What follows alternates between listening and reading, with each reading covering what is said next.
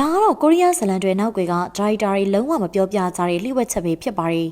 ကိုရီးယားတရုတ်ထိုင်းစားရှိတဲ့ဖြင့်ဘလို့ရုပ်ရှင်မျိုးကိုပဲရိုက်ပါစေဒါရိုက်တာတွေကဟင်းပွဲတွေအတွက်ပတ်စံကုန်မခံမနဲ့အခုလိုအလေလန်းကိုသာလိုက်ကြပါတယ်တခါတလေရုပ်ရှင်ထဲမှာဇပွဲပြည့်ပြင်းစင်ထားတဲ့ဟင်းပကံတွေကိုမြင်ရရင်အော်သူတို့ဘာချက်အများကြီးသုံးထားတာပဲလို့မထင်လိုက်ပါနဲ့တကယ်တော့ဟင်းကွက်တရားအခုမြင်ရတဲ့အတိုင်းအားလုံးအတူတွေကြီးပဲဖြစ်ပါတယ်ဒီဟင်းတွေကိုဆီလီကွန်ဒါမှမဟုတ်ပလတ်စတစ်တွေနဲ့ဖန်တီးထားတာဖြစ်ပြီးတကယ်ဟင်းနဲ့ချွတ်ဆွတ်တူအောင်ရုပ်သဏ္ဍာန်ပြုလုပ်ထားတာပါအစတုန်းကကလေးကစားစရာအနေနဲ့ထုတ်လုပ်ခဲ့ပေမဲ့လေ